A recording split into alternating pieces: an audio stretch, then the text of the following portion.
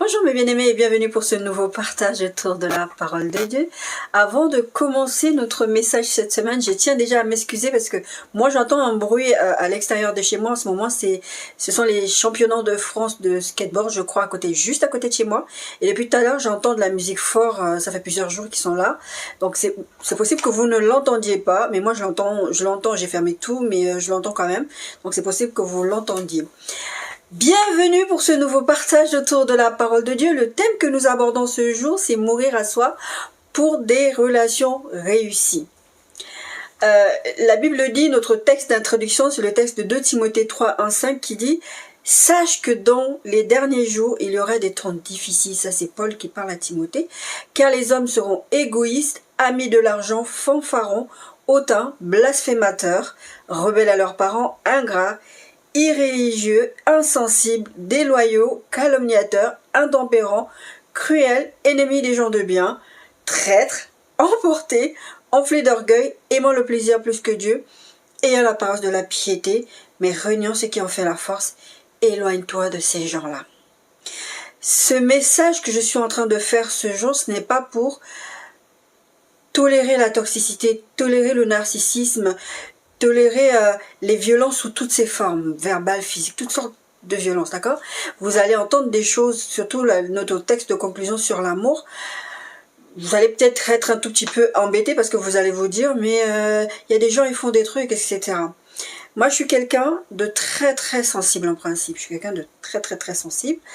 Et j'ai tendance à me remettre beaucoup en question. Et quand je regarde les relations que j'ai avec des gens autour de moi ou que j'ai eu avec des gens, je me pose beaucoup de questions. Je me dis, est-ce que c'est moi qui ai un problème avec les gens? Est-ce que c'est moi qui ne sais pas garder les relations avec les gens? Qu'est-ce que c'est? Mais après, quand je fais le point et que j'en parle avec des personnes bien spécifiques de mon entourage, je me rends compte que je suis même plutôt compatissante, bienveillante, etc. Et que le problème ne vient pas spécifiquement de moi. Parce que ma première réaction quand j'ai un problème relationnel avec quelqu'un, c'est d'abord de me remettre moi en question, de dire, est-ce que cette situation s'est produite parce que j'ai eu un comportement, j'ai eu une parole qui aurait pu blesser l'autre? Non, d'accord? C'est pour ça que j'ai dit, il faut faire bien attention à ne pas mélanger les choses. Parce que souvent, quand j'ai parlé là de faire attention, il ne s'agit pas de narcissisme et tout ça, il y a du narcissisme religieux. Il y a des gens, si vous prenez déjà la base de narcissisme, il y a des gens qui pensent qu'ils ont tous les droits, ils sont Dieu dans votre vie. Et souvent dans les églises, on voit ça. Avec les parents, avec les leaders spirituels, on voit ça. Donc vous n'avez plus votre propre pensée. On vous demande de faire certaines choses. Et quand vous commencez à dire non, on va vous mettre... ouais, mais la Bible dit ça. Moi, j'ai beaucoup entendu dans mon enfance, par exemple, Ephésiens 6:1, enfants, obéissez à vos parents. Pour vous dire que le verset, je l'ai retenu, j'ai presque 48 ans, je l'ai appris quand j'étais enfant, parce qu'on me le martelait, alors que dans le même texte, père, n'irritez pas vos enfants, d'accord? Ça c'est un verset que j'avais jamais entendu quand j'étais enfant, je l'ai lu moi-même quand j'étais adulte, d'accord? Donc c'est important de ne pas mélanger les choses. Là on parle de relations saines, de mourir à soi-même. En fait ce message m'est venu, je suis en train de tourner cette vidéo, on est samedi. Ce message m'était déjà venu il y a longtemps, mais pas sous cette forme-là, d'accord? J'étais tout à l'heure dans ma cuisine en train de me préparer un sandwich, je crois, et j'ai commencé à faire le point sur des relations, sur des choses qui m'ont blessée. Et j'étais un tout petit peu, depuis quelques jours, j'étais pas très très très bien. Mais je disais au Seigneur, Seigneur, il y a une chose, quel que soit l'état d'esprit dans lequel je suis, je vais pas arrêter de te servir, je vais pas m'éloigner de toi. Je sais que j'ai fait beaucoup de bêtises qui ont fait que notre relation n'est peut-être plus celle qui était avant. Et là, je fais tout pour que cette relation ne revienne pas dans les états où j'étais vraiment loin de ta face, etc., etc. Et je veux pas de ça parce que je n'ai que Dieu. C'est Pierre, je crois, qui disait, en tout cas un des disciples qui disait à Jésus, à qui irions-nous? Tu as les paroles de la vie. Tu as les paroles de la vie, d'accord? J'ai personne d'autre. Nous n'avons personne d'autre, donc faut s'accrocher au Seigneur. Et c'est important vraiment d'être dans cet état d'esprit, d'ouverture de cœur. Je vous conseillerais vraiment d'arrêter la vidéo ici à la limite et de prier. De demander au Seigneur de vous rendre votre cœur disposé. Être disposé à écouter ce qui va sortir de ma bouche. Non pas comme étant ceux de Nadia, mais ceux de Seigneur qui est en train de parler à travers moi. Parce que Dieu veut que vous ayez des relations réussies avec les gens. Vous n'aurez pas toujours des relations réussies avec les gens parce que la Bible dit, j'ai ce verset-là, je l'ai utilisé la semaine dernière pour un autre message, mais il est encore là cette semaine, c'est tant que la paix dépend de vous, faites la paix avec les hommes. Mais des fois, la paix ne dépend pas de vous. D'accord? Comme j'ai dit, il faut faire attention, c'est pas ici encourager, tolérer le narcissisme, le violent, toutes les formes, et sous prétexte religieux, comme le texte dit, ayant l'apparence de la pitié, mais reniant ce qui en fait la force, de la piété, mais en reniant ce qui en fait la force. Et on ne doit pas dans ces choses-là, et l'apôtre Paul va dire à Timothée, éloigne-toi de ces gens-là. Et si vous prenez ce genre de décision, vous écoutez ce conseil de l'apôtre Paul, vous dites, non, tu es quand même quelqu'un de méchant, tu ne veux pas être gentil avec les gens, la gentillesse n'est pas un fruit de l'esprit, je vous signale. Ouais, il faut que tu t'entendes avec les gens parce que l'amour c'est Dieu et Dieu est amour, donc tu dois être amour. Peace and love, c'est très démoniaque d'ailleurs ce truc de peace and love. En tout cas, c'est pas ça que la parole de Dieu nous enseigne. On est sur cette chaîne, je vous ai fait cette série sur comprendre la pensée de Dieu. Mais vous verrez que tout ce que je prêche, c'est exactement ça. C'est comprendre la pensée de Dieu sur ces sujets-là. Comprendre la pensée de Dieu sur comment réussir ses relations. Je ne vais peut-être pas tout dire ici, mais prenez l'essentiel, retenez ce qui est bon et rejetez ce qui est mauvais, si vous trouvez quelque chose de mauvais là-dedans. Notre texte de base, c'est celui de Jean 3, 16 à 17. C'est vrai que la plupart du temps, on va s'arrêter à Jean 3, 16, car Dieu a tant aimé son Fils unique, afin que qui croit ne périsse point, mais ait la vie éternelle. Et moi, j'aime bien la suite de ce verset qui dit que Dieu a envoyé son Fils non pas pour juger le monde, mais pour le sauver. D'accord? Dieu en effet pas envoyé son Fils dans le monde, verset 17, pour qu'il juge le monde, mais pour que le monde soit sauvé par lui. Quand vous voyez le fonctionnement de Dieu, tel il est, tel nous sommes, c'est ça qu'on doit appliquer dans notre vie. Je sais que beaucoup d'entre nous, on a ces moments où on traverse des crises avec des gens, et on est énervé, on est pris par les émotions, et d'ailleurs je vous conseillerais, je vous exhorte mes bien-aimés, ne jamais prendre de décision sur le coup de l'émotion. Vous faites beaucoup de bêtises comme ça. C'est que si vous êtes quelqu'un qui n'a pas l'habitude de pratiquer la sagesse divine, d'accord? Quand vous êtes énervé, apprenez à rester calme. Moi, le Seigneur m'a appris, ça ne veut pas dire que je réussis toujours tout le temps, mais la plupart du temps quand même, j'arrive à rester sage dans des situations de crise extrême. Je garde mon sang-froid, je prie, je stoppe, et j'essaie de garder mon sang-froid, et j'essaie de gérer la situation de façon divine. Même si je peux pleurer, même si je peux être touchée, je vais toujours essayer d'une façon ou d'une autre de régler la façon comme étant l'enfant de Dieu que je suis. Parce que je peux tout simplement pas faire ce que je veux. D'accord? Dieu a tellement aimé le monde. Dieu nous a tellement aimés qu'il allait se sacrifier. Il y a une histoire de mort. Notre titre, c'est mourir à soi pour des relations réussies. Il y a une histoire de mort. Et vous allez voir que dans plusieurs textes que je vais aborder aujourd'hui, ça va parler de mort.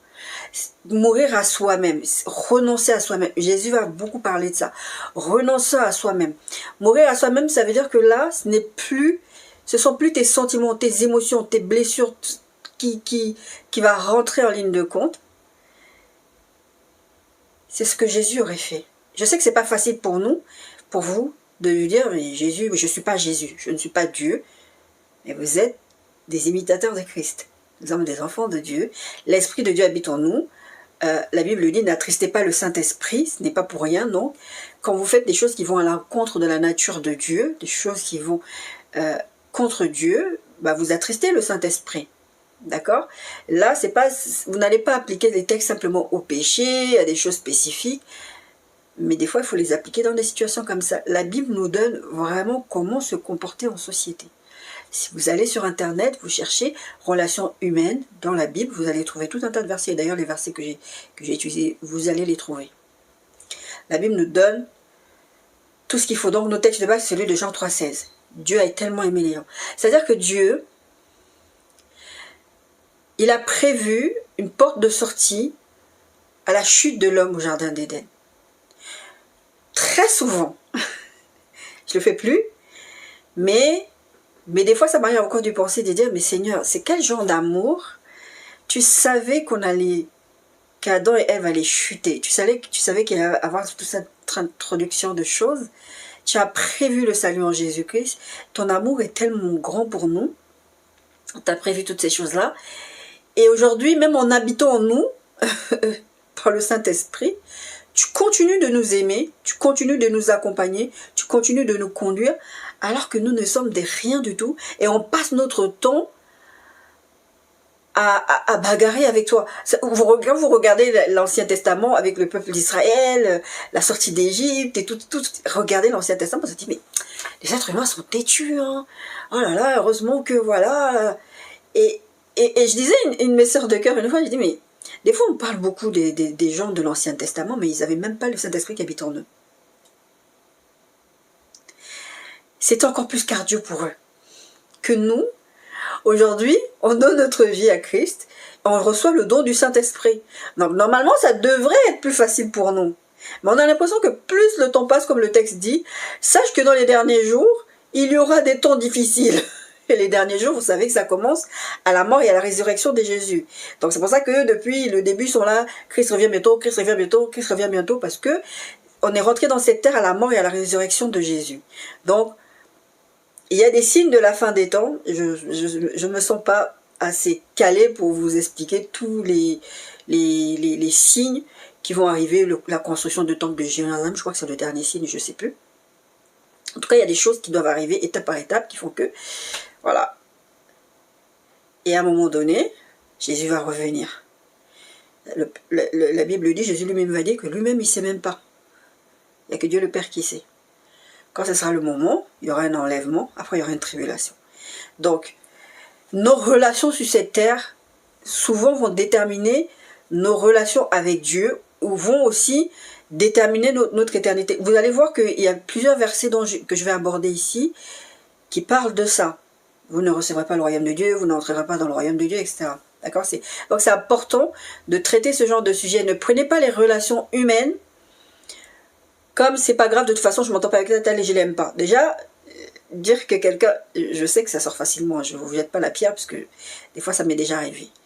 De dire, bah, telle personne, bah, je l'aime pas. Et après tu te rends compte de l'énormité de ce que tu viens de dire, tu peux pas dire ça. Parce que Dieu t'a aimé lui.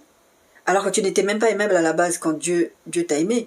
Quand Jésus est allé mourir, il est allé mourir avant même que toi tu t'approches de lui. Et toute notre thématique aujourd'hui, ça va être autour de ça. De vraiment dire que Dieu, il fait ces choses-là, alors qu'en fait, on ne le mérite pas. Donc, si tu veux avoir des relations réussies avec des gens, tu dois te mettre de côté, c'est ça, mourir à soi-même, et laisser le Saint-Esprit te diriger, Christ te prendre le dessus dans tes relations, sinon ça ne marchera pas. Je disais à un ami marié que mariage était vraiment, je ne sais même pas s'ils sont toujours mariés, j'ai dit à un moment donné, vous ne pouvez pas vous dire deux chrétiens et vous n'écoutez pas ce que le Seigneur vous dit. Qu'est-ce que le Seigneur dit? Parce que là, c'est votre ego, votre orgueil, on parlera d'orgueil ici, que vous mettez en premier.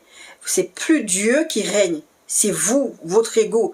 Et quand l'ego rentre dans les relations amoureuses, les relations familiales, les relations amicales, même les relations de voisinage, vous allez voir que vous ne représentez pas Christ.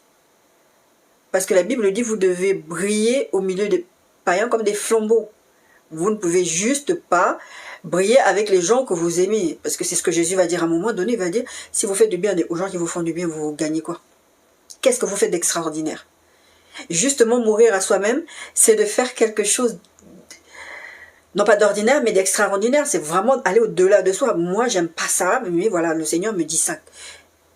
Quand je vous ai parlé de mariage, c'est ce que je vous ai dit, des fois, dans le mariage, il y a des choses que vous n'allez pas aimer. Et d'ailleurs, j'ai parlé de ça. J'ai dit que mourir à soi-même dans le mariage, c'est ça qui va faire que vous allez avoir un mariage réussi. Mais là, je parle en général. On va parler aussi un tout petit peu de mariage, mais je parle en général, d'accord? Matthieu 16, 24, Jésus dit à ses disciples, si quelqu'un veut venir après moi, qu'il renonce à lui-même, qu'il se charge de sa croix et qu'il me suive. Jésus va dire à un moment donné aussi dans la Bible, avant de regarder la paille dans l'œil du voisin, regarde d'abord ta poutre. Parce que nous, on a tendance à se regarder, c'est pour ça que je vous dis, dans les situations, je m'examine, je dis, qu'est-ce que j'ai pu dire, qu'est-ce que j'ai pu faire pour que cette situation arrive là?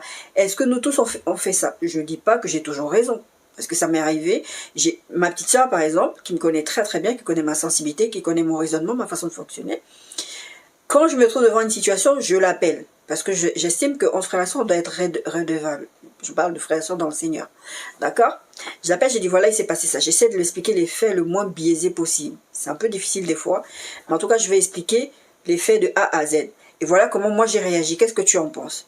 Il y a des moments, elle va me dire, ah non, la personne vraiment, elle a eu un mauvais comportement, c'était pas ça. que la personne aurait dit. D'ailleurs, très souvent, je réagis. Pas souvent, je réagis. Il y a très peu de personnes, je crois qu'il n'y a qu'une seule personne sur cette terre que quasiment instantanément, je vais réagir. Mais la plupart du temps, je ne réagis pas tout de suite. Je suis là comme ça. Je ne réagis pas. J'attends, j'avale. Et après, quand j'ai la possibilité de reparler avec la personne, je reparle avec la personne. Quand je vois que parler avec la personne ne va résoudre rien du tout, je vais juste dire à la personne, on va s'arrêter là. Ça ne sert à rien de revenir là-dessus. Ça va créer plus de tension qu'autre chose. Ça, c'est une qualité qu'on ne peut pas m'enlever, des personnes qui ne sont même pas chrétiennes ont déjà témoigné sur moi. Donc oui, moi j'aime bien parce que voilà, le truc il devient très chaud, la situation devient trop chaude, tu vas stopper le truc et dire non, on va pas aller plus loin parce que de toute façon ça amène rien de positif. D'accord? Si quelqu'un veut venir après moi, qu'il renonce à lui-même et qu'il se charge de sa croix. Vous savez, on a plein de bagages nous-mêmes, on a plein de choses qui vont pas, on a des traumas, moi particulièrement j'ai des traumas d'enfance, des maltraitances que j'ai vécues, des violences physiques, sexuelles que j'ai vécues.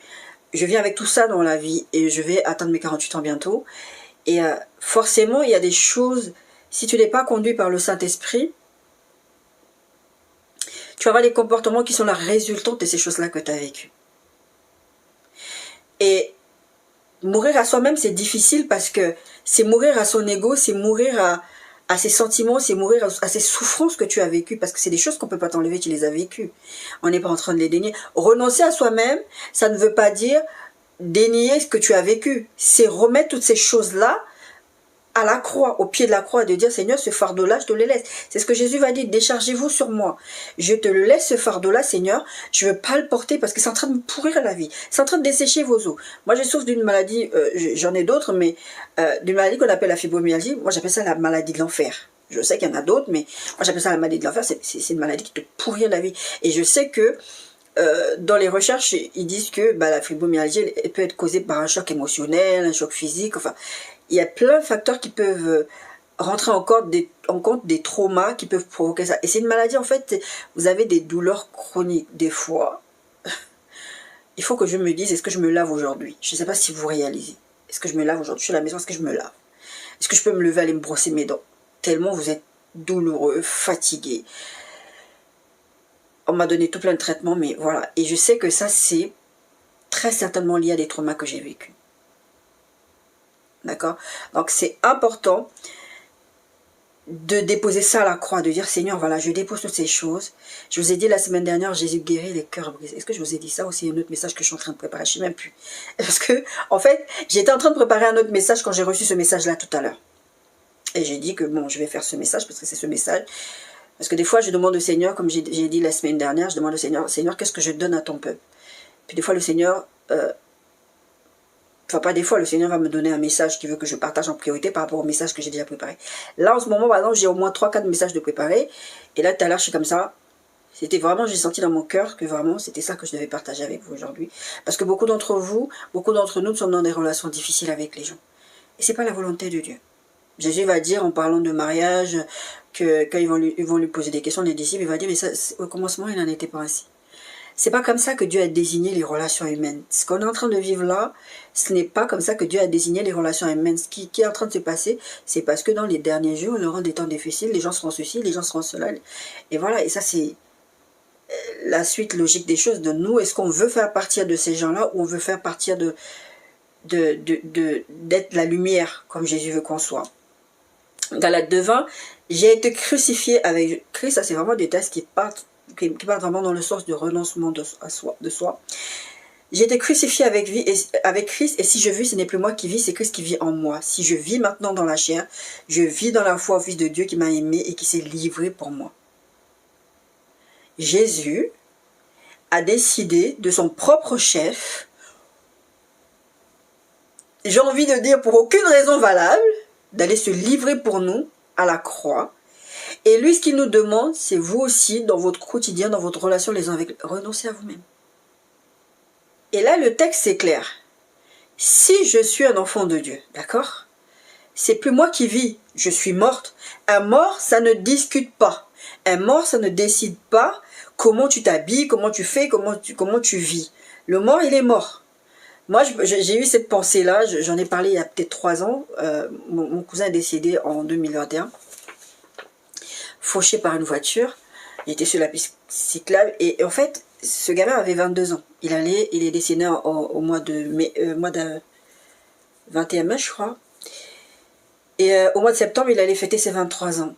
Un adulte révolu, qui habitait toujours chez sa mère, mais un adulte révolu. Et quand il est décédé, il y a eu des mots, parce ils nous ont mis 3 semaines avant de nous rendre son corps, parce qu'il y avait des autopsies, il y avait des contre-expertises, des choses comme ça.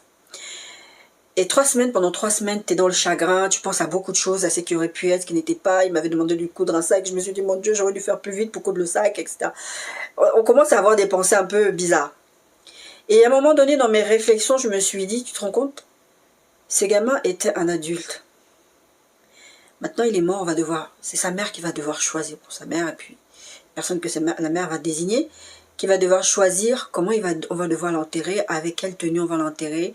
Sa dernière tenue, c'est sa mère, plus personne. Et d'ailleurs, c'est ce que Jésus va dire à un moment donné à Pierre, quand il y a un texte que je vais lire là, mais à la suite de ce texte, Jésus va dire, il va expliquer à Pierre comment Pierre va mourir. Il va dire que toi, quand tu étais enfant, voilà comment ça va se passer. Mais maintenant, après, c'est pas toi, c'est d'autres personnes qui vont faire pour toi. D'accord? Et quand tu meurs, tu ne décides plus pour toi. C'est Christ qui vit en toi. Et Christ va nous donner des choses très très spécifiques, et je vais vous donner tous ces versets-là, à suivre. En commençant par le renoncement à soi. L'amour de Dieu. Notre texte de base, pourquoi je parle de l'amour de Dieu? Parce que tout part de l'amour de Dieu. De ce qu'il a fait. Et nous demande en fait simplement de reproduire ce qu'il a fait. Pas d'aller à la croix, parce que la croix a été faite une bonne fois pour toutes. Mais c'est dans nos relations, dans nos situations au quotidien, c'est de représenter Jésus. D'accord? Si c'est Christ qui vit en moi, c'est plus moi qui vis. Ça veut dire que Christ vit en nous comment? Par le Saint-Esprit. Le Saint-Esprit, je vous ai parlé d'attrister le Saint-Esprit. Nous ne devons pas attrister le Saint-Esprit. Le Saint-Esprit, il y a des choses qu'il n'aime pas. Tout ce que j'ai cité dans notre texte de Timothée, c'est des choses qui attristent le Saint-Esprit. Et je vous en citerai encore d'autres, d'accord? Jésus, il nous a démontré son amour en s'étant livré pour nous. Livré pour nous, c'est-à-dire qu'il a renoncé à lui-même. Et il le dira dans le jardin de Gethsémani, quand il va suer des grumeaux de sang. Il va dire, Seigneur, j'ai pas envie d'aller là-bas. Il va dire ça à Dieu, j'ai pas envie d'aller à cette croix. Non pas ma volonté, mais la tienne. Jésus, à ce moment-là, il fait un acte d'obéissance et de renonciation à lui-même. Parce que il sait qu'il a cette mission, c'est pas pour lui. Jésus n'a pas fait ça pour lui, il a fait ça pour nous. D'accord? Renoncer à soi-même, c'est de s'oublier complètement et de penser à l'intérêt des autres. Et vous allez voir que je vais vous donner certains textes dans ce sens-là. Il va dire que Dieu a tellement, il nous a tellement aimé, le Fils de Dieu, qu'il s'est livré lui-même. C'est ce niveau d'amour-là. C'est ce qu'on appelle l'amour agapé. Et moi, je dis toujours aux gens, même dans le cadre du mariage, l'amour agapé doit prévaloir. Parce que si vous êtes dans l'amour éros, c'est l'amour amoureux, sexuel, des choses comme ça, ça va passer. Si vous avez un coup de foudre, ça va passer. Et je dis très souvent, l'amour, ça ne suffit pas. Quand je parle d'amour, je ne parle pas d'amour agapé. L'amour agapé, c'est ce que Jésus il a fait là. C'est ce que Dieu il fait. D'accord? Et cet amour-là est un amour inconditionnel. Ce n'est pas dépendant de est-ce que tu as péché, est-ce que tu n'as pas péché. C'est ce que je vous prêche ici tout le temps. Ce n'est pas dépendant de ton comportement, de pas ton comportement. Ton comportement, ton péché, tout ça, ça va avoir des conséquences. Le fait que Dieu te pardonne, le fait que Dieu t'aime, le fait que Dieu t'ait réconcilié avec lui-même ne va pas forcément empêcher que tu aies des conséquences à ton péché ou à ton comportement. D'accord? C'est quand on dit Dieu pardonne quand vous demandez pardon, ça ne veut pas dire que vous êtes exempt de conséquences. Ça veut simplement dire que Dieu, lui, décide de son fort intérieur, moi je te pardonne. D'accord? Donc c'est important de faire ce parallèle-là. Si vous comprenez l'amour de Dieu, vous devez comprendre qu'en étant des enfants de Dieu, vous devez représenter votre Père sur la terre. Nous sommes des représentants de Dieu sur la terre. Le texte va le dire tout à l'heure. En vérité, Jean 12, 24, en vérité, je vous le dis, si le grain de blé qui est tombé en terre ne meurt, il reste seul, mais s'il meurt, il porte beaucoup de fruits. On parle encore de mort. Qu'est-ce que Jésus est en train de dire? C'est logique dans le fait de planter des choses. Quand vous allez jeter une graine, jeter un noyau, quelque chose, pour qu'il porte du fruit, il faut qu'il meure. Il faut qu'il pourrisse et puis voilà, il va porter du fruit. D'accord?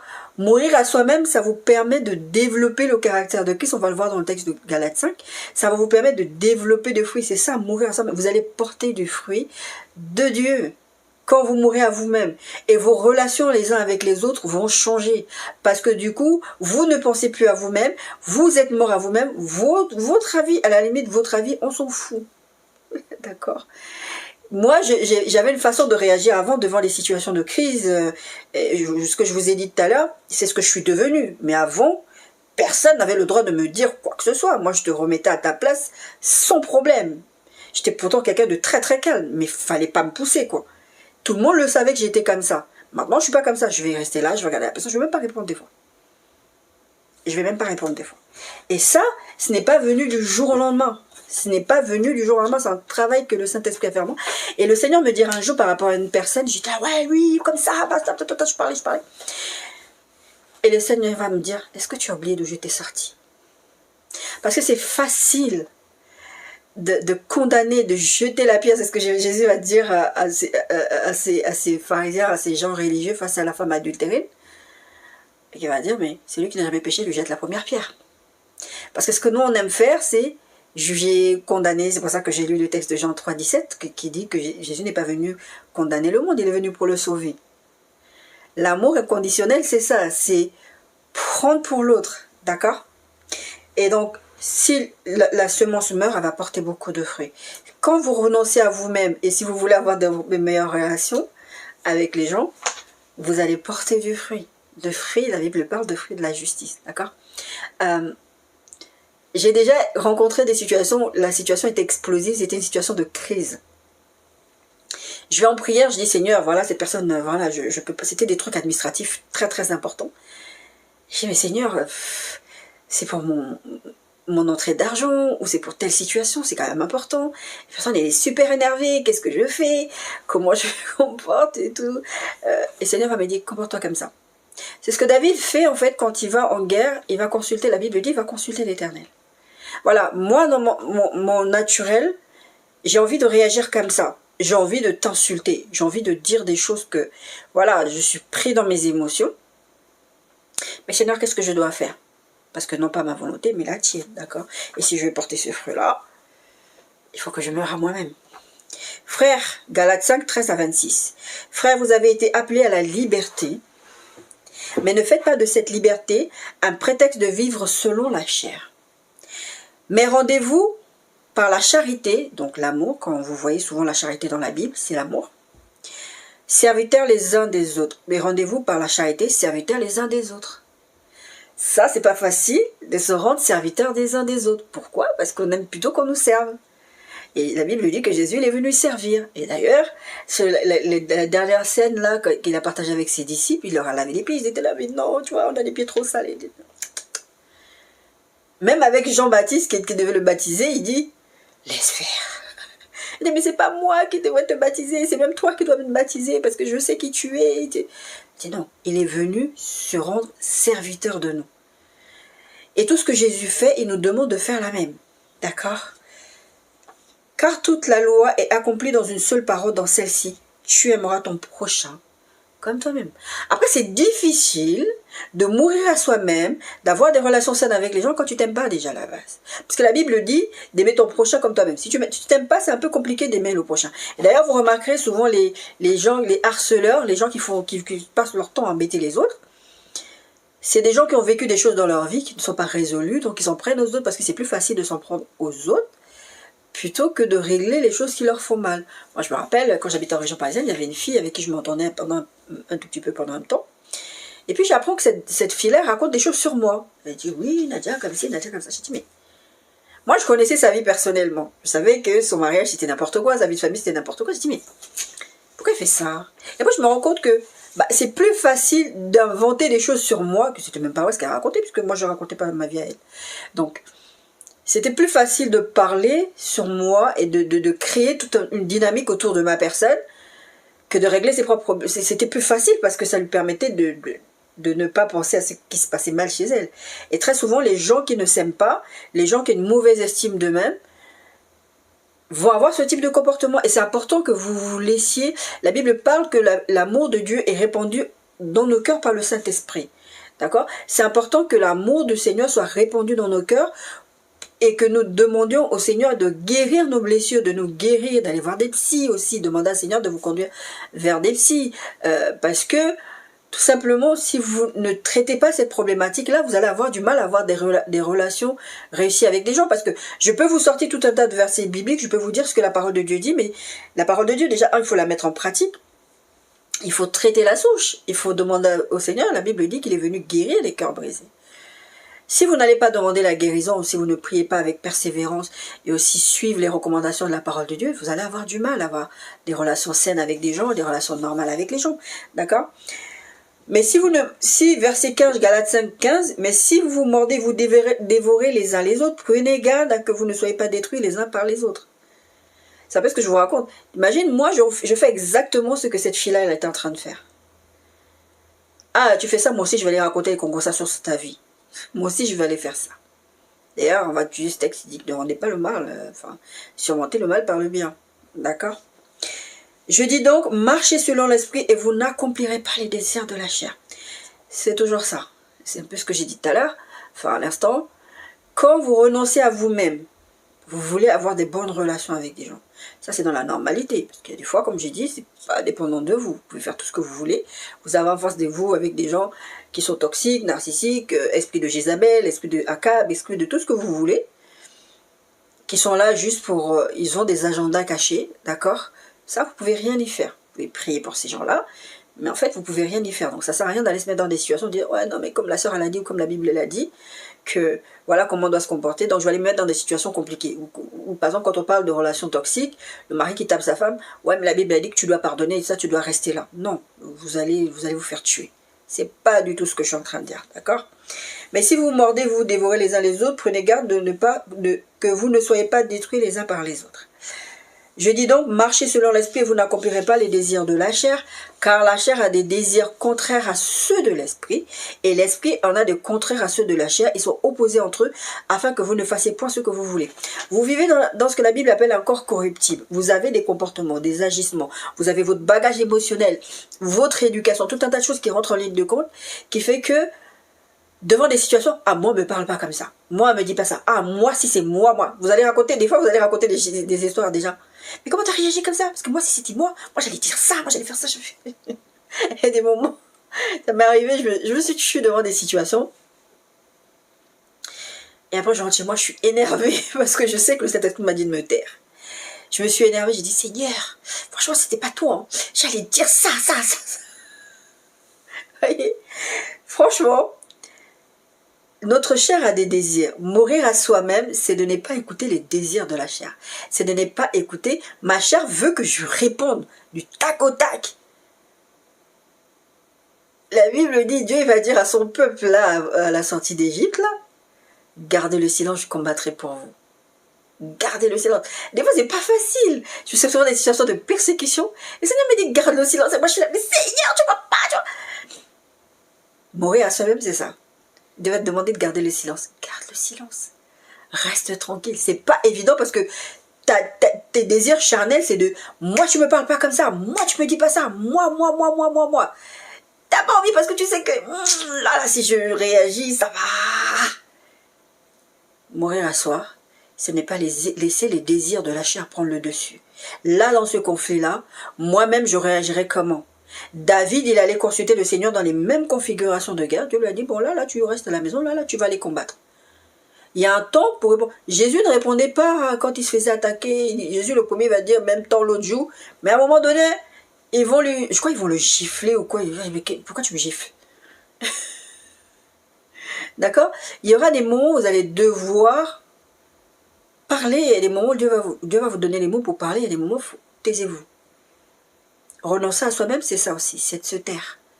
Quand vous allez voir toutes les accusations de Jésus quand il va à la croix, il ne répond pas. Des fois, on lui pose des questions, il va dire, tu le dis. C'est toi qui le dis. Aujourd'hui, par exemple, quelqu'un va te dire un truc, ok. Qu'est-ce que tu as besoin de te justifier? Je sais que c'est plus facile de se justifier parce qu'on se sent insulté. Moi, je vous dis, je suis quelqu'un de très, très sensible. Tu te sens insulté, tu as besoin de te justifier, de dire... Mais la personne en face de toi, en fait, des fois, elle va chercher une situation pour que tu te justifies, justement pour prouver qu'elle a raison. Et quand le Seigneur te demande de te taire, c'est pour des bonnes raisons. Parce que la solution va venir dans ton silence. Et aussi parce que tu ne vas pas paraître pour un insensé quand tu vas répondre. Parce que le Seigneur ne veut pas que tu paraisses pour un insensé.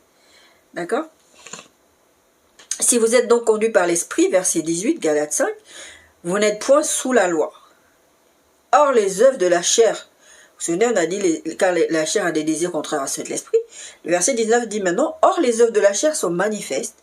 Ce sont l'impudicité, l'impureté, la dissolution, l'idolâtrie, la magie, les inimitiés, la magie, les inimitiés, les querelles, les jalousies, les animosités. Vous avez des gens avec qui vous fonctionnez comme ça. Les disputes, les divisions, vous vous rendez compte que là, la liste n'est même pas exhaustive, mais est-ce que vous vous rendez compte de tout ce qui rentre dans les œuvres manifestes de la chair? L'envie, l'ivrognerie, les excès de table, les choses semblables. L'excès de table, tu as envie de te dire, ah, ça rentre au milieu. Vous savez qu'il y a des gens qui se bagarrent pour de la bouffe.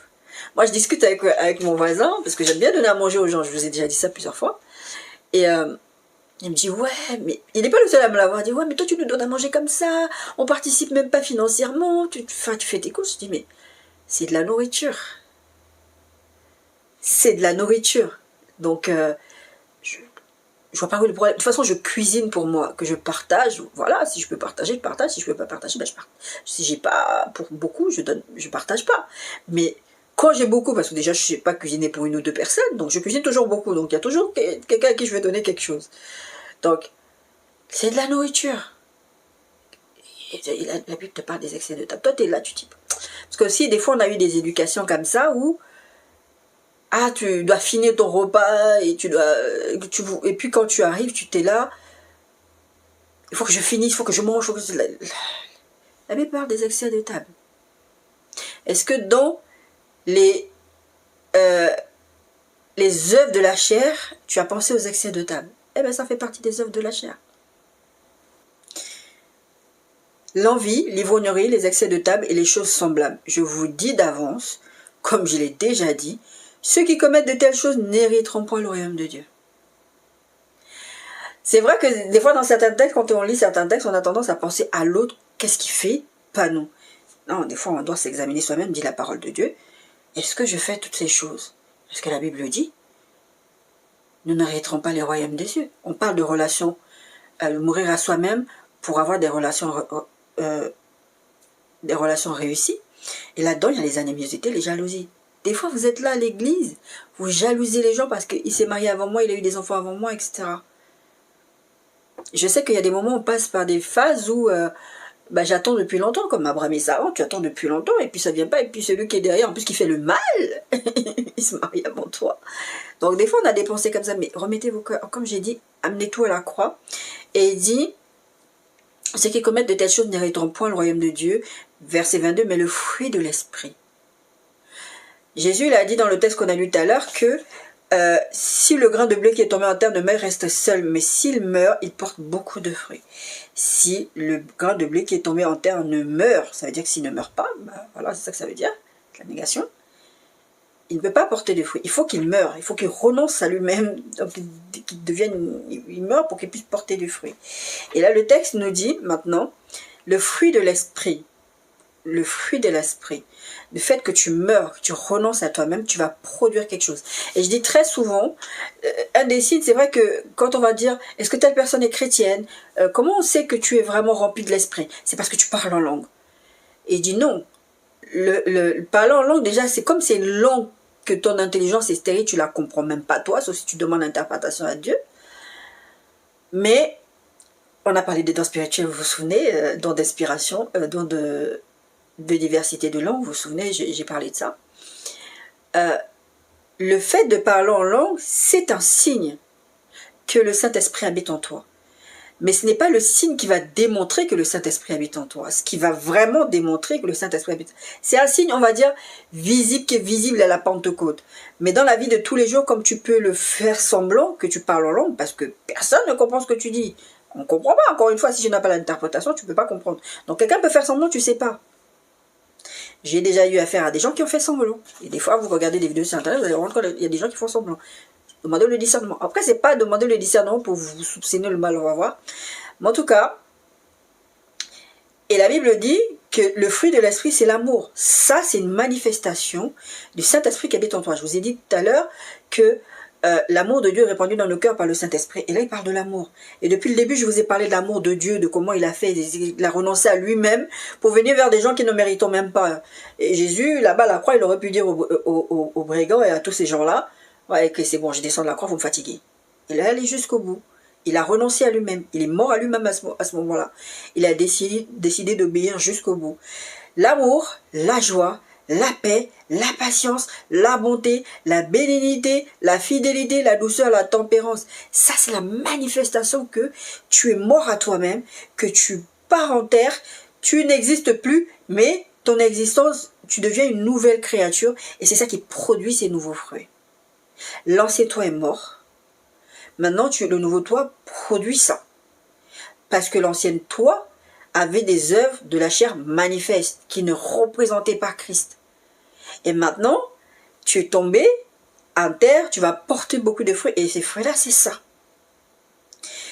L'amour, c'est pas l'amour, encore une fois, c'est l'amour agapé. C'est pas je t'aime comme Jésus il va dire, comme je vous ai dit tout à l'heure, qu'il va dire, mais si vous aimez ce que vous aimez, vous faites quoi de plus que les païens? C'est pas la joie que, ah, j'ai eu enfin de l'argent dans mon compte, j'ai de l'argent, je suis content, j'ai plus d'argent, ça y est, c'est je boude.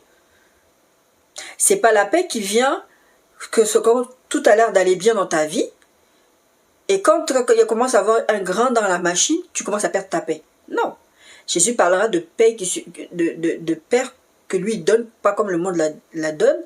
Et la Bible dit que la paix qui surpasse toute intelligence, c'est-à-dire que dans une situation donnée, cette paix-là monte, et je l'ai déjà vécu, vraiment expérimenté plusieurs fois. Tu es dans une situation où il y a une crise, et tu pries à l'intérieur de toi, tu dis, Seigneur, là, vraiment, la situation, je comprends pas. Seigneur, tu inondes de sa paix. Et ça, c'est pas dépendant de circonstances. Ça, c'est parce que le Saint-Esprit produit ça en toi. Parce que pour que le Saint-Esprit produise ces fruits-là en toi, il faut que tu meurs à toi-même. Il faut que tu meurs à toi-même pour laisser Dieu agir. Jésus va dire, je suis le cep, vous êtes les sarments. Et vous pouvez, sans moi, vous ne pouvez rien faire. Vous ne pouvez rien faire, ça ne veut pas dire que vous ne pouvez rien faire concrètement dans la vie. Vous pouvez faire ce que vous voulez. Une fois, ma fille, elle parlait de français, elle dit, maman, en fait, on peut tout dire en français. Je ne sais plus quelle conversation on avait, elle me dit, on peut tout dire. Mais c'est pas français. Tu peux dire le table, mais c'est pas français de dire ça. Mais tu peux sortir de ta bouche ça. D'accord? Donc, tu peux essayer de manifester des choses qui ne sont pas de Dieu. Tu vas le faire, mais ça ne va pas manifester Dieu. Ça ne va pas manifester le fait que tu appartiens à Dieu. Par contre, il y a des choses qui vont montrer que, ah oui, ça c'est un chrétien. Moi, des fois, je vois des gens se comporter sur Internet, je dis, celui-là c'est un chrétien. C'est pas simplement sur ce que la personne elle montre, c'est sur sa façon de parler.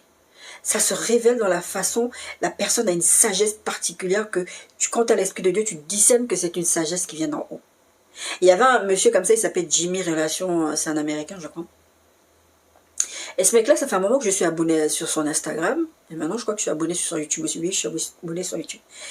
Et ce mec-là, il parlait de donner des conseils et tout. Et je dis, ce mec-là, il parle comme un chrétien. Il parle vraiment comme un chrétien. Et ce gars-là, il parlait de sa relation avec sa femme, comment il avait trompé sa femme, comment sa relation avait été restaurée. Mais il parlait, enfin, tu l'entendais jamais dire Dieu, Jésus ou des choses comme ça. Et je l'écoutais parler, je dis, ça, c'est un chrétien. C'est quelqu'un qui manifeste la divinité, qui manifeste Christ. Et puis un jour, il est venu, il a parlé de livre des langages de l'amour. Et je sais que il y a des chrétiens qui utilisent ça, mais je sais aussi qu'il y a des païens qui lisent ce livre-là et qui l'utilisent dans leur vie de tous les jours, mais c'est un chrétien à la base qui écrit ce livre, d'accord? Et parler de ça, j'ai dit, lui c'est un chrétien, ça commence à venir. Et une autre fois, comme ça, il est venu devant nous, devant son audience, il dit, bah écoutez, je dois vous dire quelque chose, je sais que je vais perdre des abonnés, il a perdu des abonnés pour ça.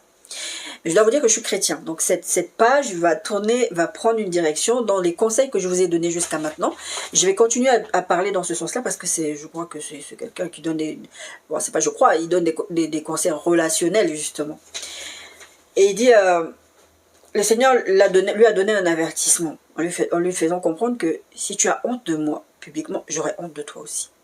Donc je peux plus vivre, je peux plus faire comme si je suis pas chrétien et continuer à vous partager des choses que je vis dans ma relation avec Dieu quelque part, que ce sont des conseils de Dieu que j'ai, que je vous partage avec vous, mais sans jamais parler de lui publiquement en disant ouais ça vient de l'Esprit de Dieu.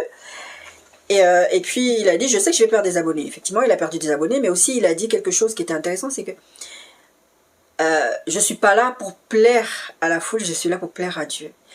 Et puis il y a des gens qui ont commenté, moi ça me dérange pas, ton contenu il est très bien, moi tant que tu vas dans certaines directions, il n'y a pas de souci, mais si tu commences à venir dire les homosexuels, ceci, cela, ils ont commencé à lui planter un décor. Moi, je me souviens, le Seigneur m'a dit une fois dans un rêve, je vous en ai partagé, il y a pas longtemps, je vous ai partagé ça. Je vous ai repartagé, parce que c'est pas la première fois que je partage ça. Le Seigneur m'a dit, mais tu vas prêcher ce que je vais te dire de prêcher. Parce que les gens vont t'encenser, vont te dire, prêche ça, tu vois, nous on aime ça, ce sujet-là, par-dessus. Tu ne prêcheras jamais ce que les gens te disent de prêcher, tu prêcheras ce que je te dis de prêcher. C'est important. Quand tu renonces à toi-même, tu vas dire ce que Dieu va te dire de dire. Tu vas faire ce que Dieu va te dire de faire dans la situation. Tu es là en train de te disputer avec ton mari ou ta femme. Le Saint-Esprit en premier milieu de votre dispute va te dire « tais-toi » et tu as raison.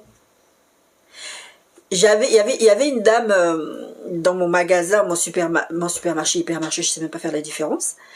Cette dame-là, chaque fois qu'elle me voyait, elle me cherchait des noises. Elle me cherchait des noises. Et puis un jour j'étais douloureuse parce que en fait la fibromyalgie c'est une maladie, c'est la maladie de l'enfer. Vous êtes fatigué, vous êtes irritable, c'est hormonal en fait, c'est pas... Voilà, donc moi je suis quelqu'un déjà de très très solitaire à la base, donc je préfère comme ça parce que des fois t'es irritable quoi, t'as juste... tu es moins patient. Mais bon ça le Seigneur malgré tout m'aide à développer la patience, l'amour, vraiment prendre le recul sur certaines situations. Et cette dame-là, tout le temps. Puis un jour, j'étais vraiment pas dans mon bon jour. Elle était en train de se comporter comme si j'avais volé quelque chose dans le magasin. Je suis là, je dis, mais attends, je fais des courses de 200, 300 euros en une fois. Toi, tu vois un truc qui est posé sur mon caddie, que ça se voit que c'est un truc usagé que j'ai ramené de chez moi. C'était un livre que j'étais avec ma fille. J'étais allée faire des courses. Et elle a commencé à me sortir des trucs. Ça. Ouais, il faut laisser passer quelqu'un devant toi. J'ai une carte de priorité, madame. Demande-moi, madame, parce que je suis une caisse prioritaire. Il y avait plusieurs petits éléments comme ça ce jour-là, et j'en pouvais plus. Vraiment, son comportement était exécrable. Et elle fait venir une dame qui était enceinte, je crois, pour qu'elle passe devant moi. Et j'ai dit, madame, je suis une caisse prioritaire. Je vous ai montré ma carte prioritaire. Non, je crois que... Non, je ne l'avais pas montré. Je ne sais plus. En tout cas, je dis, je suis à une caisse prioritaire. D'accord. Je ne sais pas si à l'époque, j'avais déjà mon déambulateur ou non. Je ne sais plus. En tout cas, demandez-moi, est-ce que vous avez une carte prioritaire? Avant de décider que vous voulez passer quelqu'un avant moi. Demandez-moi, madame, est-ce que vous avez une carte priorité? Parce que c'est vrai que la fibromyalgie, c'est ce qu'on appelle des handicaps, des handicaps invisibles. Moi, aujourd'hui, je me balade avec un déambulateur, donc ça se voit que j'ai un handicap. Mais avant, je me baladais avec la poussette de ma fille, les gens ne savaient pas, c'est pour ça que j'avais la poussette de ma fille, ça me permettait de me tenir. Donc, les gens pensaient que j'allais bien. Donc, quand les gens te voient, parce que physiquement, j'ai l'air d'aller bien. Je ne suis pas en fauteuil roulant, j'ai pas une jambe en moins ou un bras en moins ou quelque chose. C'est les handicaps là que les gens ne voient pas, donc ils considèrent que vous n'avez rien. Et cette dame-là, en fait, entre les petits événements là de ce même jour-là qu'elle était en train de faire, plus ça, j'ai crié sur elle. Je suis partie dans une colère. Je dis, ça suffit, c'est pas la première fois, chaque fois que je viens dans ce magasin. En fait, quand je suis arrivée à sa caisse, que je me suis rendu compte, c'était elle, j'ai dit, oh non, mon Dieu, j'aurais pas dû aller à sa caisse. Parce que cette dame, systématiquement, quand je rentrais dans mon magasin, elle allait toujours me faire un truc. Et je répondais jamais. Mais cette fois-là, j'ai crié sur elle. Et tout le monde était étonné. Même il y a du personnel là-bas dans ce magasin qui me connaît, qui s'entendait bien avec moi, qui était étonné de ma réaction. Je dis, wow, vous n'avez jamais vu vous énerver. Écoutez-moi bien. Quand tu es conduit par l'Esprit de Dieu, tu rentres chez toi, tu es fier de toi parce que tu as crié sur quelqu'un qui t'a offensé, qui a été... je ne sais pas si c'était du racisme ou quoi, parce que bah forcément, il y a des situations qu'en tant que femme noire, en tant que personne noire, tu vis dans ton quotidien que c'est lié à du racisme. Il faut dire ce qui est. Et tu te poses des questions de savoir, mais enfin, les gens, pourquoi enfin bref. Je rentre chez moi, j'étais toute fière de moi, de l'avoir remis à sa place. Et quand je rentre à la maison, j'entends le Saint-Esprit qui me dit, là, tu es fière de toi. Qu'est-ce que tu penses de comportement que tu viens d'avoir? Je dis, ouais, mais Seigneur, t'as vu comment elle m'a parlé?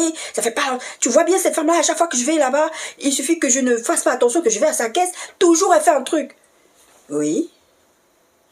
Ces attaques sont sérieuses et réelles. Ta réponse n'est pas correcte. Quand tu veux fonctionner avec l'Esprit de Dieu, tu vas devoir renoncer à toi. Parce que moi, je suis contente. Je lui ai répondu. Je l'ai remis à sa place après moi. Et le Saint-Esprit me dit encore quelque chose. C'est pas juste, il m'a dit, ton comportement n'était pas bien, c'est pas bien ce que tu as. Il m'a dit, tu vas aller t'excuser. Quand vous devez renoncer à vous-même et que le Saint-Esprit, même si à la base vous avez raison, va vous dire, j'ai vécu aussi cette expérience avec d'autres personnes qui étaient contentes, tu vois, j'avais raison puisqu'elle est venue s'excuser. T'as mal.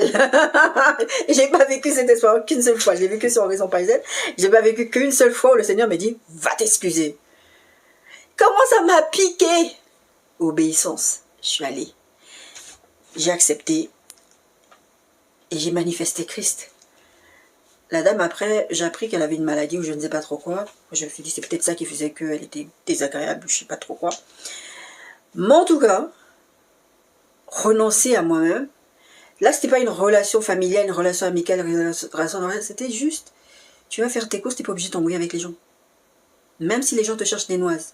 Tu n'es pas obligé de répondre au comportement de quelqu'un. Parce que la Bible dit que nous n'avons pas à combattre la chair et le sang. Il y a des gens qui sont animés de mauvaises intentions dès qu'ils vous voient. Et d'ailleurs, en général, spirituellement, vous les sentez, les gens. Vous sentez que, elle, je la sentais tout le temps, c'était comme ça. Pourtant, il y a des jours, elle faisait rien, mais tu voyais déjà dans son regard. Puis il y a des gens, ils te regardent mal. Tu sais déjà que...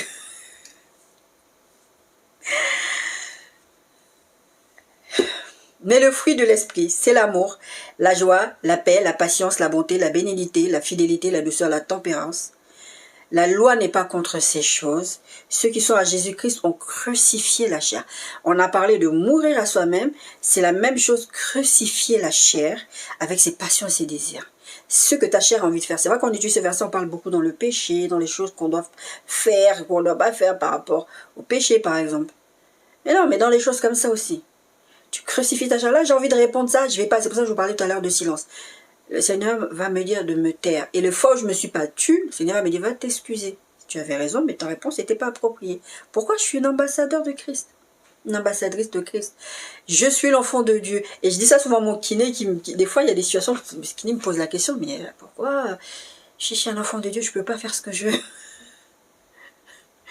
Des fois, j'ai envie de dire, c'est un peu avec... des fois, dans mon attitude, c'est un peu avec regret, parce que, bon, mais Seigneur, non pas ma volonté, mais la tienne. Et la suite du verset dit, si nous vivons par l'esprit, marchons aussi selon l'esprit. De tout le début, on parle de mort, de vie, de toutes ces choses. Pour avoir des relations normales, saines avec des gens, notre titre, c'est des relations réussies. C'est ça, des relations saines. C'est marcher selon l'esprit. Et tout ce que je vous dis depuis tout à l'heure, le Saint-Esprit habite en vous. Vous ne pouvez pas juste manifester les œuvres du diable. Quand Jésus va dire à ces pharisiens-là, Jean 8, 44, vous avez pour père le diable, parce que, en fait, il est le père du mensonge. Vos façons de faire là, ce sont les œuvres du diable. Et on a parlé tout à l'heure, or les œuvres de la chair sont manifestes. Il y a les œuvres de la chair et les œuvres du diable. En tout cas, en tant qu'enfant de Dieu, on ne peut pas manifester les œuvres de la chair, ni manifester les œuvres du diable, parce que tu es l'enfant de qui quand tu fais ça?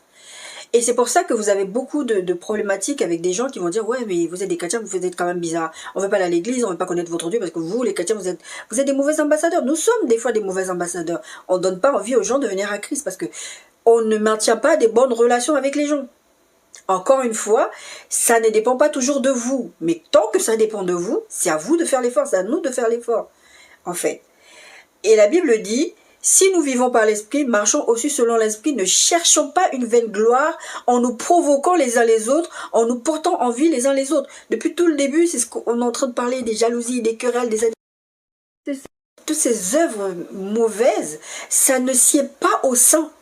C'est-à-dire nous, ce que nous considérons comme enfants de Dieu. D'accord? Marc 12, 28, 31. Un des scribes qui les avait entendus discuter, sachant que Jésus avait bien répondu aux Sadducéens, s'approcha et lui demanda quel est le premier de tous les commandements. Jésus répondit, voici le premier. Écoute Israël, le Seigneur ton Dieu, notre Dieu est l'unique Seigneur. Écoute. Il commence sa phrase, Jésus dit, écoute. C'est ça être conduit par l'Esprit de Dieu. Écoutez. D'accord? Ensuite il dit, tu aimeras le Seigneur ton Dieu de tout ton cœur, de toute ton âme, de toute ta pensée et de toute ta force. Et voici le second, tu aimeras ton prochain comme toi-même. Il n'y a pas d'autre commandement plus grand que ces deux-là. Aimer son prochain, ce n'est pas aimer quelqu'un que tu aimes parce que c'est ton mari, parce que c'est ta femme. Jésus va prendre cette histoire avec un Samaritain, et les Samaritains étaient connus, d'ailleurs, avaient cette réputation avec le peuple, de dire que ils sont mauvais, ils sont des gens, enfin, des fois dans vos cultures, vous avez des gens comme ça dans les cultures, vous dites, ah non mais ceux-là, non, faut jamais se mélanger avec eux, parce que eux vraiment sont comme ça, c'est comme ça. Je sais qu'on a tous, quand je dis ça, vous avez forcément une nationalité qui vient dans votre tête, d'accord? Et dit, tu aimeras ton prochain comme toi-même.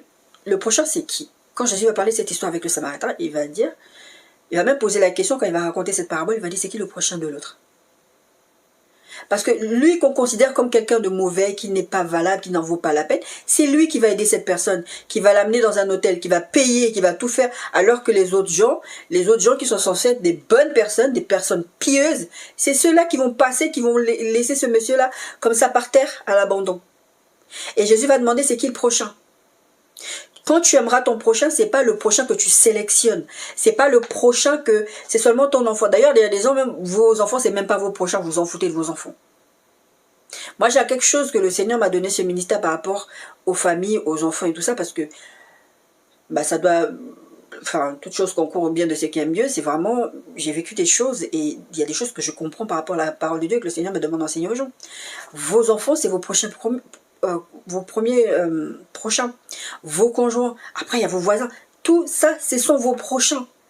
La Bible ne dit pas que vous devez juste prendre soin de ceux qui vous aiment, d'être le prochain de ceux qui vous font du bien, et les autres.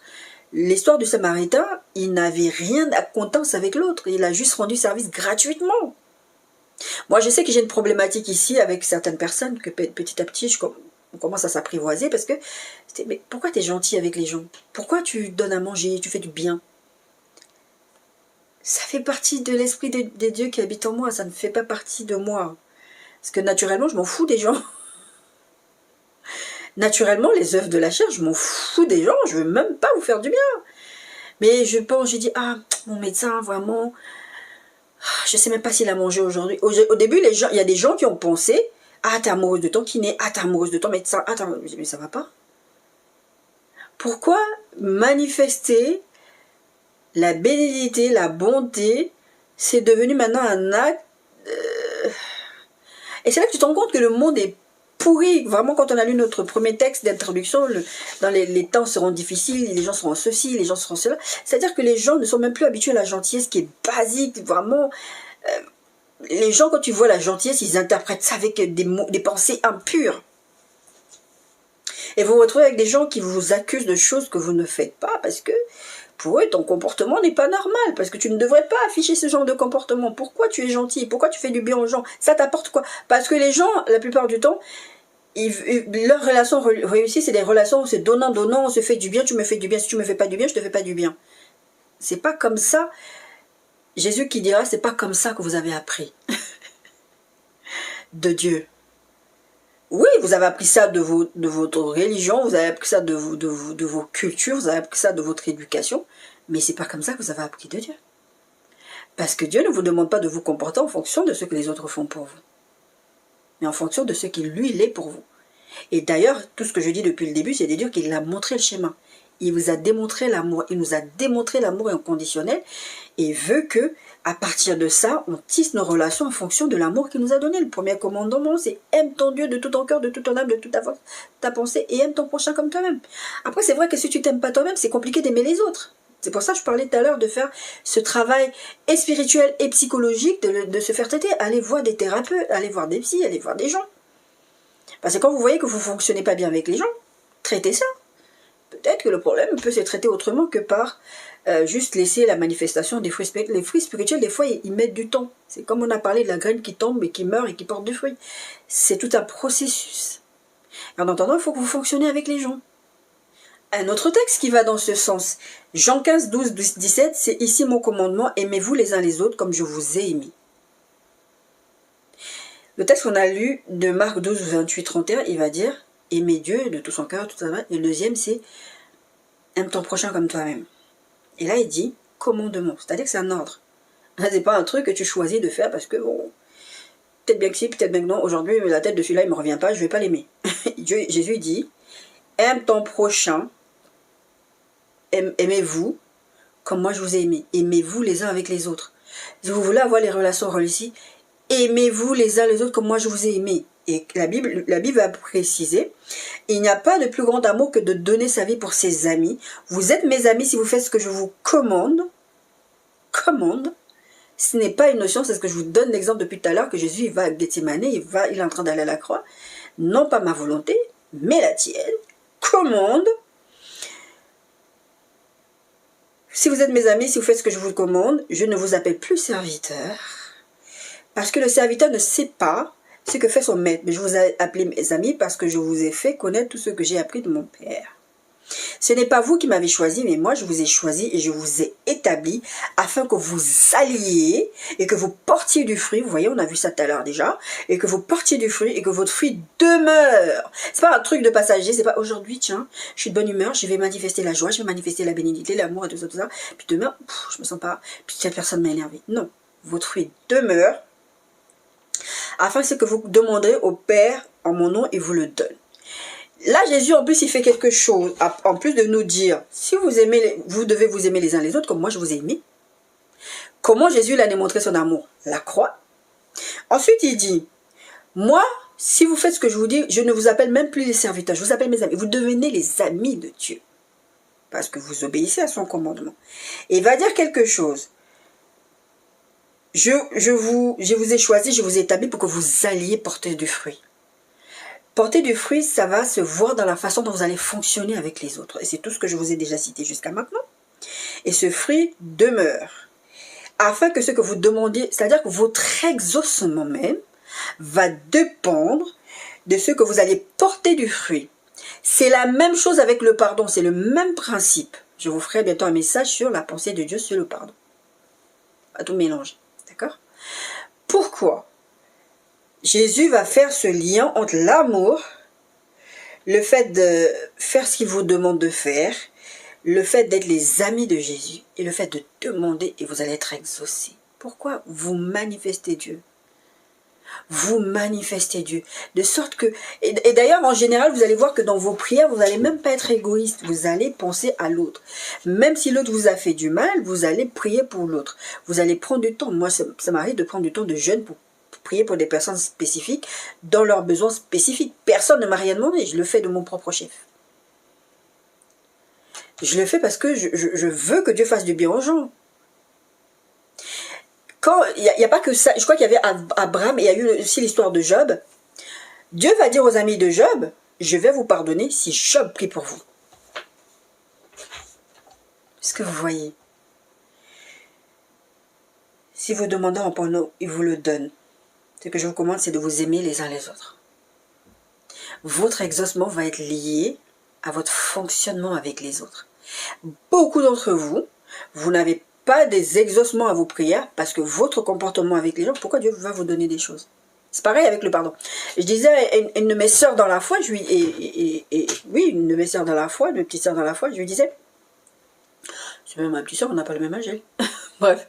En tout cas, je lui disais, il y a plusieurs années en arrière, on parlait de pardon, je lui expliquais, mais tu sais que le pardon, tu peux avoir des exaucements bloqués parce que tu ne pardonnes pas.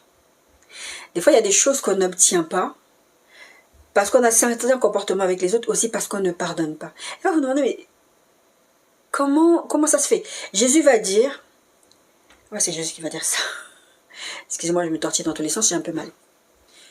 Quand tu as un bif, ma version français courant, quand tu as un bif avec quelqu'un, avant d'aller donner ton offrande, réconcilie-toi avec la personne pour que ton offrande soit acceptée devant Dieu.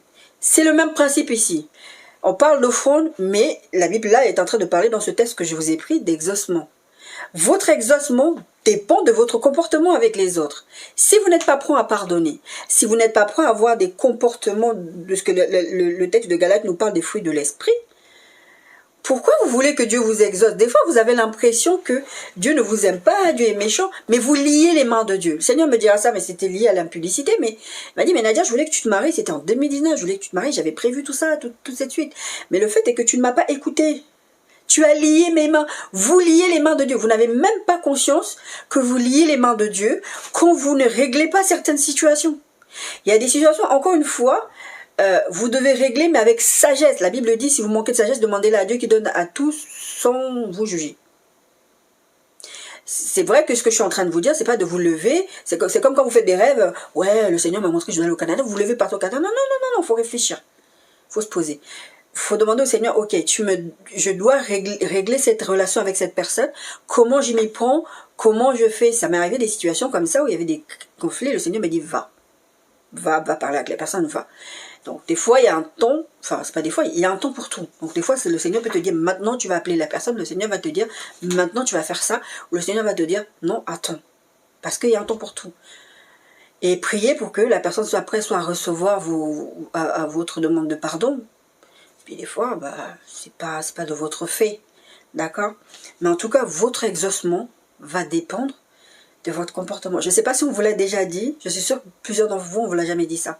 Mais certains de vos exaucements ne sont pas faits parce que vous n'avez pas d'abord réglé le problème avec votre frère avant d'aller demander quelque chose à Dieu.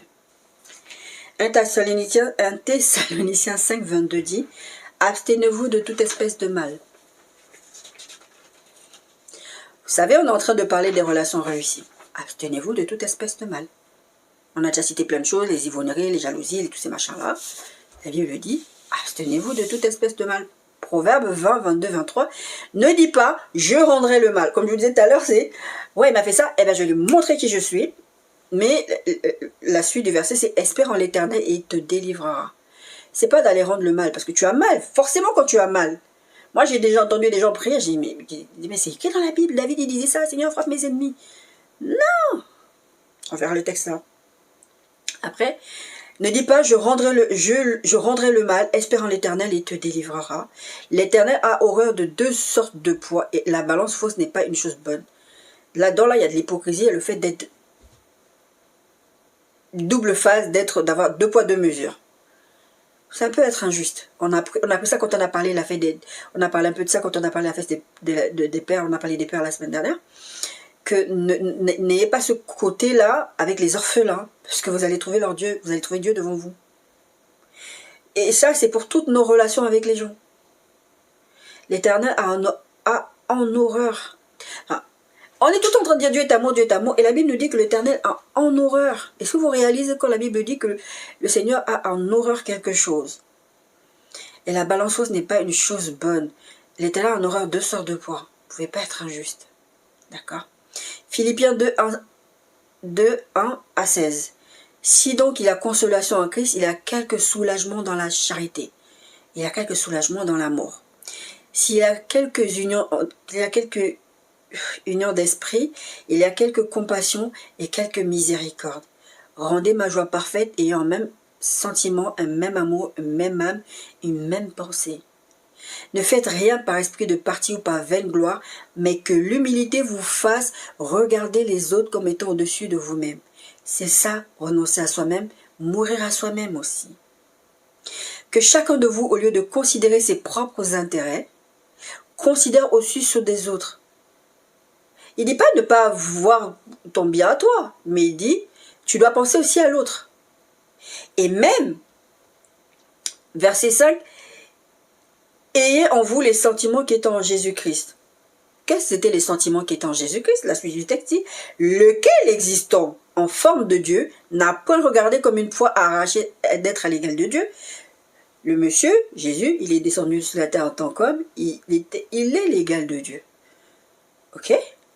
Il n'a pas regardé en se disant, oh, moi je suis l'égal de Dieu, vous êtes des petites personnes, je ne vais pas faire ça, je ne vais pas aller à la croix.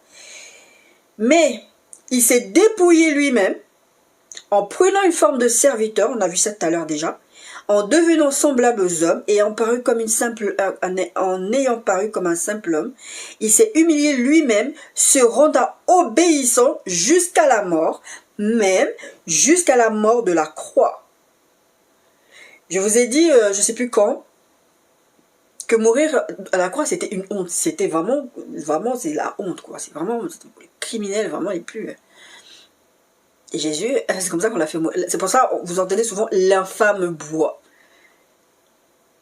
Il s'est humilié lui-même. Il pouvait nous dire, c'est pas mon problème, gérez vous-même, demandez quelqu'un d'autre à venir payer le prix pour vous, mais voilà. Égal de Dieu descendu sous forme de serviteur, obéissant jusqu'au bout. C'est ce qu'on a partagé déjà depuis tout à l'heure.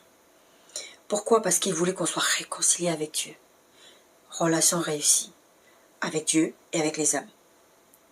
C'est pourquoi aussi Dieu l'a souverainement élevé et lui a donné le nom qui est au-dessus de tout nom, afin qu'au nom de Jésus, tout genou fléchisse dans les cieux, sur la terre et sous la terre, et que toute langue confesse que Jésus-Christ est Seigneur à la gloire de Dieu le Père. Ainsi, mes bien-aimés, comme vous avez toujours obéi, travaillez à votre salut, avec crainte et tremblement. Où est le rapport? Si vous lisez le texte, vous allez dire, mais où est le rapport? Où est le rapport? Il nous parle de Jésus, et les sentiments de Jésus, mais il y a toujours un rapport. Il s'est dépouillé, il s'est donné pour qu'on ait la vie, pour qu'on puisse vivre, pour qu'on puisse être réconcilié avec Dieu. Et comme je vous ai parlé d'exaucement, il dit, ça là, tout ça, ça vous permet de travailler avec à votre salut. Depuis tout à l'heure, il y a des textes que je vous ai lus. Tel n'héritera pas le ciel, ça en fait partie de ça. Travailler à son salut avec crainte et tremblement fait partie aussi, il en fait aussi partie du fait d'avoir des bonnes relations avec les gens. Et ça, vous ne devez jamais l'oublier. Dans les textes de la fin des temps, quand il va y avoir l'enlèvement, la Bible dit, tel sera laissé, il y en aura une femme qui sera enlevée, un homme qui sera, deux femmes sont en train d'accoucher, il y en a une qui est enlevée, etc. Pourquoi? Et quand la Bible parle de ces gens-là, c'est pas des païens. Hein. La Bible ne parle pas des païens. Quand on parle d'enlèvement, on ne parle pas des païens. Peut-être que quand vous lisez les textes, eschatologie, vous vous dites, ah ouais, les païens vont rester, nous les chrétiens on va partir. Non. Quand la Bible parle de l'enlèvement, la Bible parle de chrétiens. Il y en a qui sont enlevés, il y en a qui vont rester. Pourquoi? Parmi, il y a des choses comme ça. Nous avons tendance à penser au péché et toutes ces choses-là, mais c'est pas là-dessus que la Bible se focalise. Hein. Il y a des choses comme ça, vous n'avez pas l'impression que ça peut gâcher votre éternité. C'est pour ça que la Bible dit, travaillez à votre salut avec crainte et tremblement, non seulement comme à ma présence, mais bien plus encore maintenant que je suis absent. Travaillez à votre salut.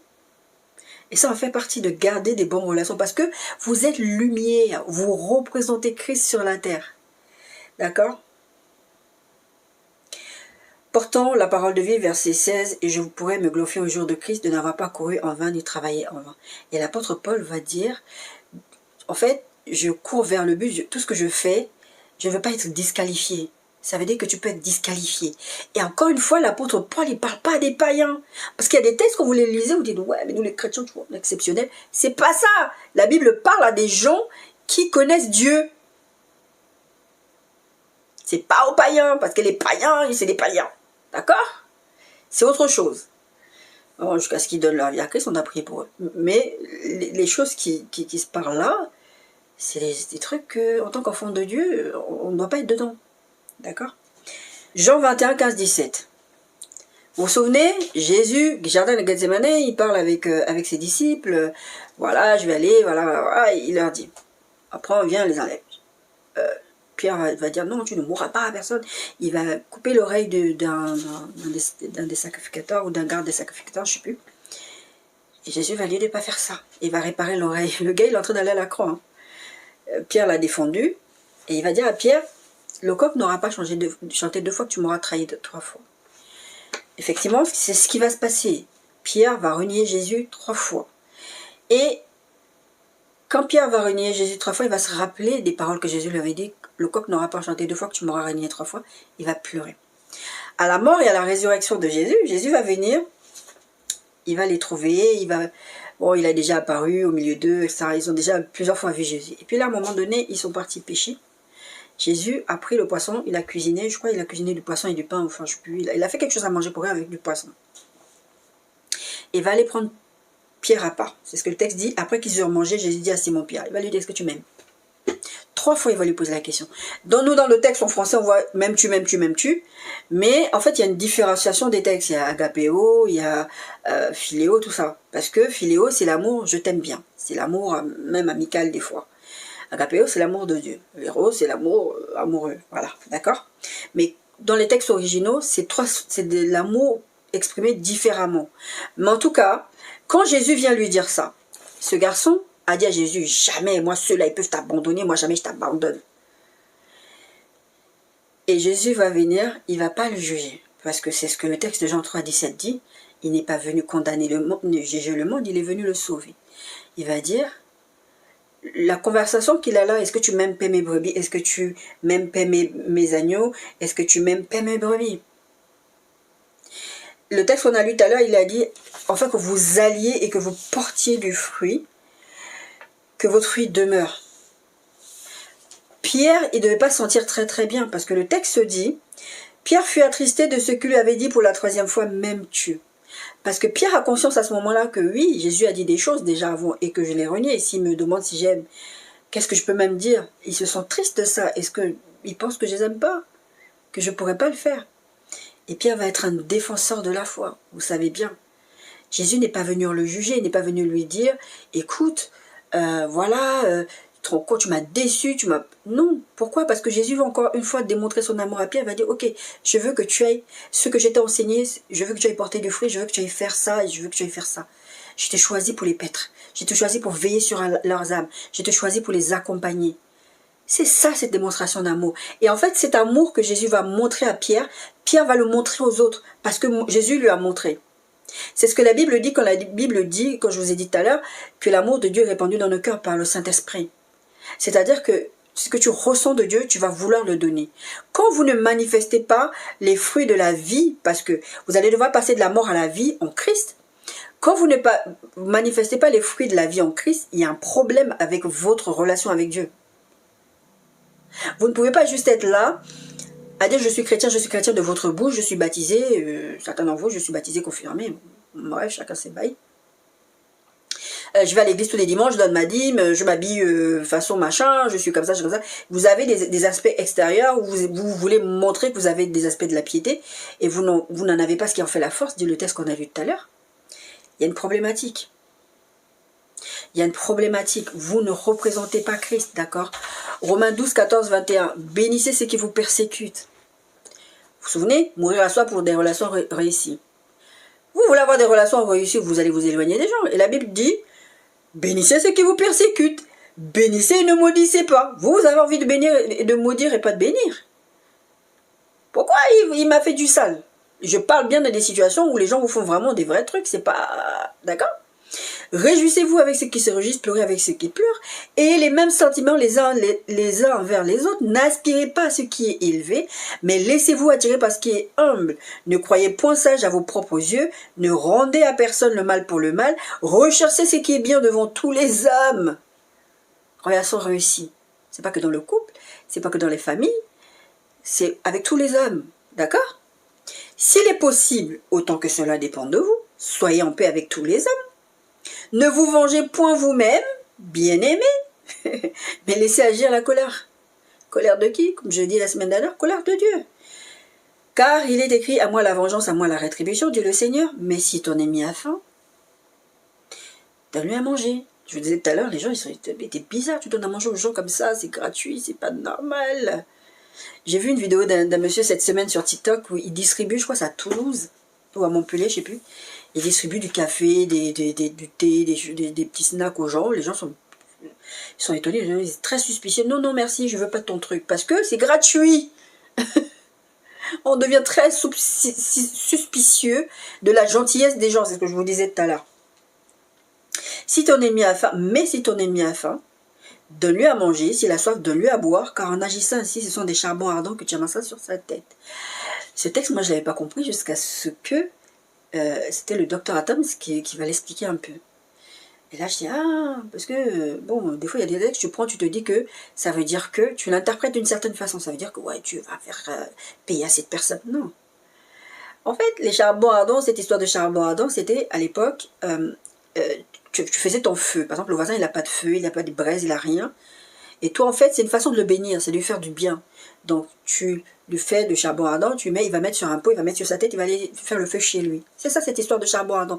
En fait, c'est une façon de dire, tu vas faire du bien à cette personne. D'accord? Grosso modo, c'est ça l'histoire. Mais en tout cas, ce n'est pas ce que vous pensez que, ouais, Dieu va l'envoyer, parce que moi, je vais lui faire du bien, hein, mais comme il me veut du mal, eh bien, Dieu va lui faire du mal aussi. La Bible dit que Dieu fait pleuvoir sur les bons comme sur les mauvais, donc ne cherchez même pas. D'accord? En tout cas, ne te laisse pas vaincre par le mal, mais surmonte le mal par le bien. Ne te laisse pas vaincre par le mal, mais surmonte le mal par le bien. Proverbe 18, 12. Avant la ruine, le cœur de l'homme s'élève, mais l'humilité précède la gloire. Proverbe 16, 18. L'arrogance précède la ruine et l'orgueil précède la chute. C'est les deux textes qui veulent dire la même chose. Dans nos relations, et l'exemple que je vous ai pris tout à l'heure avec la dame du supermarché, j'ai vécu l'expérience à plusieurs reprises. On a des fois un peu l'orgueil. On est des fois un peu orgueilleux. Et Dieu, il a vu l'orgueil où? Chez le diable en premier. Le premier pécheur de la Bible, c'est le diable. C'est pas Adam et Ève. C'est pas Ève. C'est pas Adam et Ève, c'est le diable. Il s'est élevé, il a dit, moi je m'élèverai. Depuis d'ailleurs, pourquoi je ne serais pas glorifié moi aussi? Bref. D'accord? Et ça, quand Dieu voit ça chez nous, ça le met en colère. Parce que ça veut dire que dans vos relations les uns avec les autres, vous n'allez pas écouter Dieu. Parce que votre orgueil va dessus. Quand Dieu va vous demander d'aller demander pardon, mais pourquoi je vais demander pardon, j'ai rien fait. C'est à elle de venir me demander, surtout dans les mariages là. Le mariage c'est sacré, c'est une institution divine. Non mais moi s'il ne veut pas d'abord me parler, ou si moi il ne veut pas d'abord me parler, moi je ne lui parle pas, je dis l'orgueil va tuer vos relations. Au lieu de mourir à vous-même, vous allez tuer les relations par orgueil. Et vous ne représentez pas Christ. Parce que l'orgueil va précéder votre ruine. Il y a un autre texte qui parle de ça. Éphésiens 5, 1, 13, 16. Devenez donc les imitateurs de Dieu, comme des enfants bien-aimés, et marchez dans la charité. Vous savez, l'amour. À l'exemple de Christ qui nous a aimés et qui s'est livré lui-même à Dieu, pour nous, comme une offrande et un sacrifice de bonne odeur. Il a été un sacrifice de bonne odeur, en se livrant pour nous, qui ne le méritons pas, qui n'avons même rien demandé, quelque part. Que l'impudicité, qu'aucune espèce d'impureté, que la cupidité détruire les relations. L'impudicité, l'impureté, détruire les relations. Bon, quand on parle d'impudicité, c'est plutôt dans une relation amoureuse. D'accord?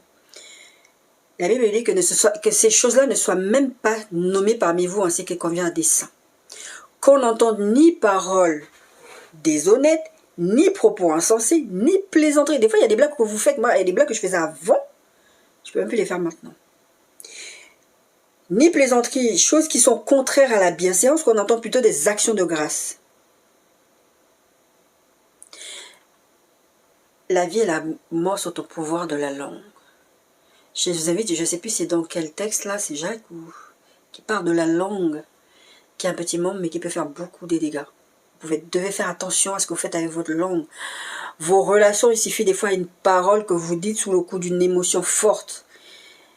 Vous ne pourrez jamais retirer une parole qui a été prononcée. Moi, il y a les choses qui m'ont traumatisé dans ma vie, c'est au-delà des abus physiques, c'est les mots. Et je disais à l'époque, ma mère, elle me frappait, elle avait certaines violences qu'elle manifestait. Mais je me disais toujours, elle me tape, ça va finir par passer, la douleur va passer. Même s'il y a des cicatrices, ça va passer. Mais quand un jour j'ai dit, ça suffit, tu ne lèves plus jamais la main sur moi, elle est partie dans les mots. Et je me suis dit, je préférais les coups. Les mots, c'est quelque chose qui te détruise. La Bible dit qu'il y a des choses que vous ne devez pas sortir de votre bouche.